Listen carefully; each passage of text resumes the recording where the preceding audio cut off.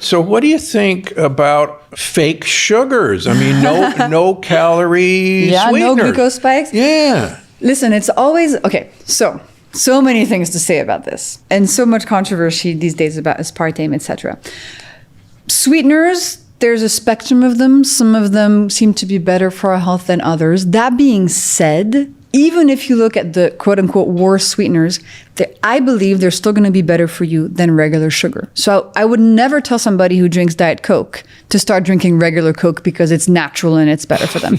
No, but you laugh. But the problem is, with all this demonization of sweeteners, a lot of people are doing that. They're like, oh, aspartame is going to give me cancer, therefore I should drink Coke with real sugar. So I really want to help people avoid that change. We should not go from a sweetener to real sugar.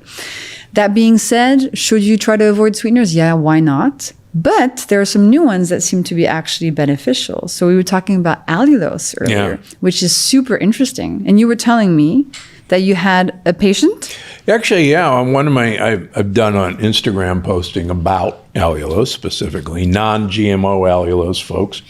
And a viewer wrote in and basically said, look, my mother was 72 years old, and I heard your video, and I put her on 3 teaspoons of allulose per day, and she's a good sport. She was a diabetic. She was injecting insulin twice a day, and now she is off of insulin, and she has normal blood sugars, and thank you for that great trick. So how does allulose work exactly? Allulose actually got the first FDA approval as a prebiotic sweetener. And I think that in itself is important because, as I write in Gut Check, so much of what's happening to us is because our microbiome is a desert wasteland, and it should be this incredible tropical rainforest. And it should be they should be eating a lot of the starches that we eat, particularly resistant starches. And they're not there anymore, for one thing. So I think giving these guys something to eat is a really good thing. The other thing that's been shown in human studies is that it will reduce blood sugar spikes. And for years now, I've been putting allulose in my black coffee, not because I want it sweet, but because it'll bring down blood sugars. And Ben Greenfield talks about his experience with that. So I think it's actually a real observable phenomenon. I think David Perlmutter has called it nature's Ozempic, which might be a little powerful. Does it act on GLP-1? It does act on GLP-1 because it actually stimulates bacteria to make GLP agonists. Yeah. And again, to me, it all comes back to you got the right bacteria, everything gets a whole lot better. Speaking of which, I love what's called the gut-centric theory of hunger. And there was a cool experiment in China a few years ago, taking volunteers and putting them on a 14-day water fast. One group, nothing but water. The other group, nothing but water, but they got 100 calories a day of soluble fiber. Unabsorbable by us, but feeding the gut bacteria. Cool. That group had no hunger. And the other group, for a few days at least, were really hungry. I like that because, and I'm sure you've seen this in yourself in your studies.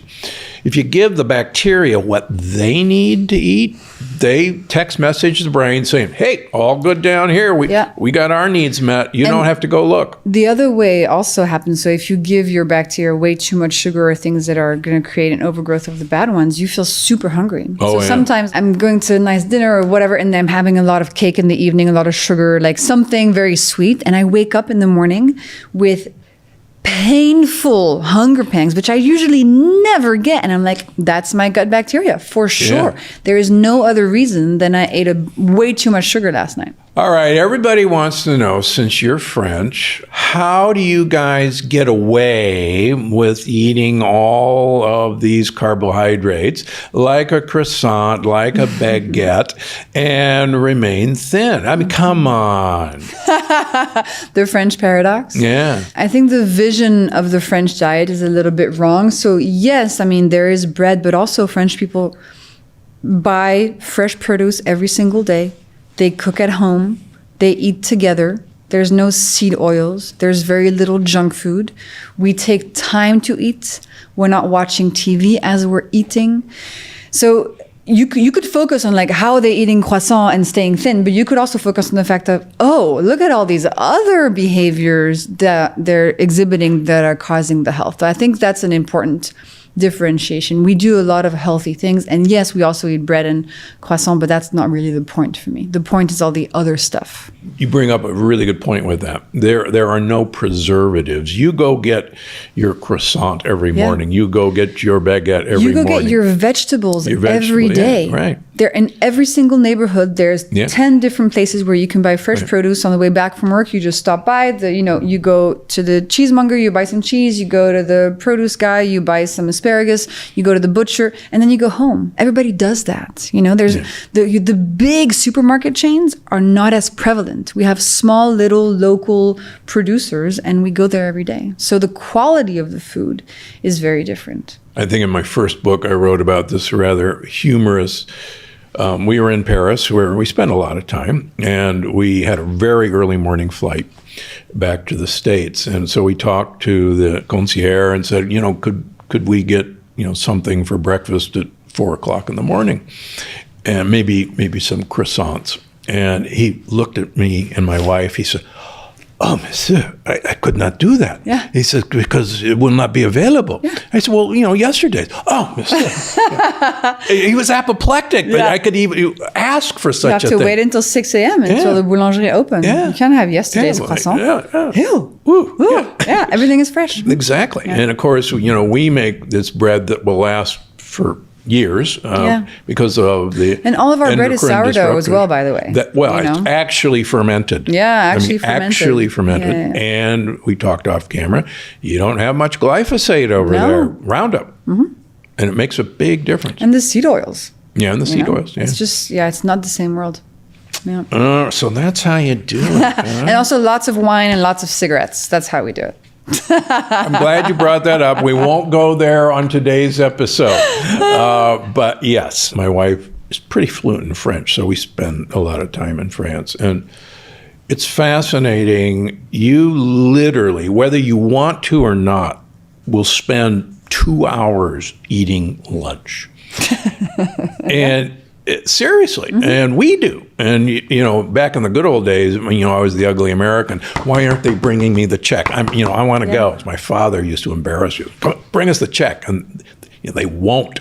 And we've learned that this is, you accept this culture. And in school, for example, you get a 90-minute lunch break. Whoa. As a kid. So you go to school at 8:30 until 12, and then you get an hour and a half break, and then you go back to school from 1:30 to 4:30.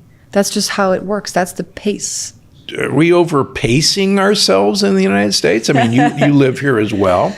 I think it's difficult because there's not such a deep food culture here. Therefore, it's very easy to get brainwashed by marketing messages and the food landscape we live in. So with this work and with these hacks, I'm hoping to bring to light some of these very easy cultural and somewhat European habits, and to explain the science behind them so that everybody can apply them. All right. And you put this into practice. It's one thing to say, okay, here's what you do.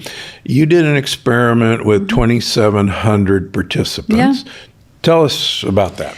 Well, all the hacks are based on clinical trials and studies that I haven't run, right? I was just looking at all the research and synthesizing it into these tips.